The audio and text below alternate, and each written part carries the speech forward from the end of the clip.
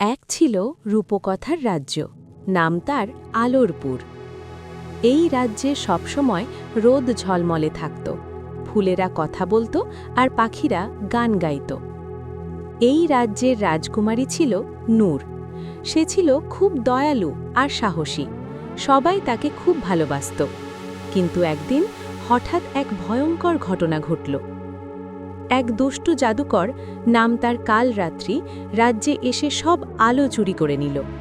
চারদিকে অন্ধকার নেমে এলো, ফুলগুলো শুকিয়ে গেল, পাখিরা গান বন্ধ করে দিল। রাজা খুব চিন্তায় পড়ে গেলেন, কিন্তু রাজকুমারী নূর বলল, আমি আলো ফিরিয়ে আনব। নূর একা বেরিয়ে পড়ল অন্ধকার বনের পথে। বনের ভেতর সে দেখল এক ছোট্ট আহত হরিণ। হরিণ নূরকে সাহায্য করল। হরিণটি আসলে ছিল জাদুর প্রাণী। হরিণ বলল, তুমি ভালো মানুষ, আমি তোমাকে সাহায্য করব। তারপর হরিণ নূরকে নিয়ে গেল কালরাত্রির দুর্গে।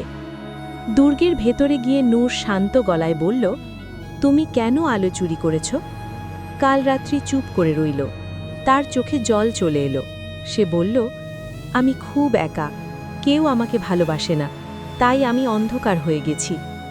নূর তার হাত ধরল এবং বলল, তুমি যদি ভালো হতে চাও, আলো তোমাকেও গ্রহণ করবে। হঠাৎ আশ্চর্য ঘটনা ঘটল।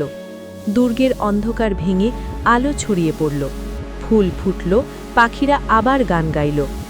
কালরাত্রি আর দুষ্ট থাকল না, সে ভালো মানুষ হয়ে গেল। আলো নিয়ে রাজ্যে নূর ফিরে এলো, সবাই খুশিতে নাচতে লাগল। সেই দিন থেকে আলোরপুরে একটা কথা সবাই মনে রাখল, ভালোবাসা আর সাহস থাকলে অন্ধকারও আলো হয়ে যায়।